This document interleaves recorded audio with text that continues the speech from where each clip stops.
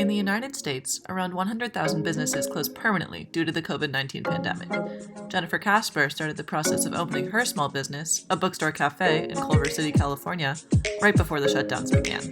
While the process was delayed, almost a year later, she is in the final stages of preparation to open to the public.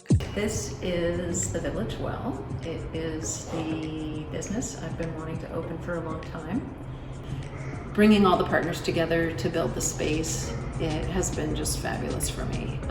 The architects that we got to build the space, there's so many incredible details around here that they've come up with. The light fixtures are great. The noise reduction feature on the ceiling that's got color, got Piece by Piece, a nonprofit that I worked with in the past to create this mosaic mural. And we also got kids from the school district to contribute elements of the mosaic that are incorporated there. So we'll feel welcomed and everybody can kind of, have an opportunity to relax and be their best self. Books are only half of what the store's byline, Books and Coffee, promises. I've just been glued to coffee ever since I started working in it. It's just been kind of difficult trying to keep up with the rules that keep changing and keep up with figuring out what we can exactly open and when we can do it. Like for example, outdoor dining was just canceled in Los Angeles last Wednesday, so we were in the process of trying to get that permit, but alas, that's not going to be a thing until I think like the 23rd of December.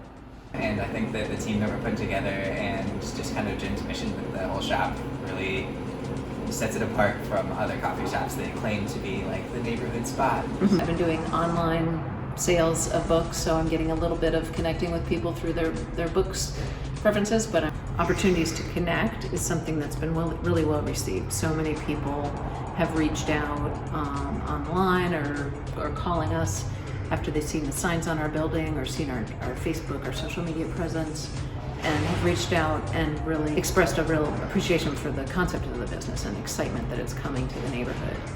In that sense, COVID has been a plus, and that the long-term effects of COVID and people's increased appreciation for what human connections mean to them are going to help us to be successful in the long run.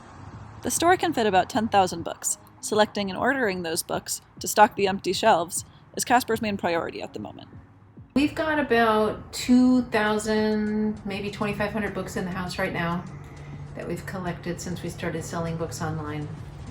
I'm working on the big order to get us up to the 10,000 books we want to have on hand when we open the store.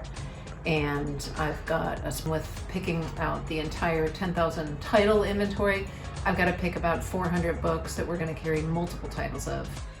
On their website, the Village Well says their purpose is to feed the mind and body and foster community. Probably the biggest challenge of keeping that mission is safely bringing people together in this kind of time. But I think with the right, safety protocols, like wear your mask, keep your distance, I think there's still a way to bring people together with books and coffee. We can always talk about books, and everybody loves a nice hot cup of coffee.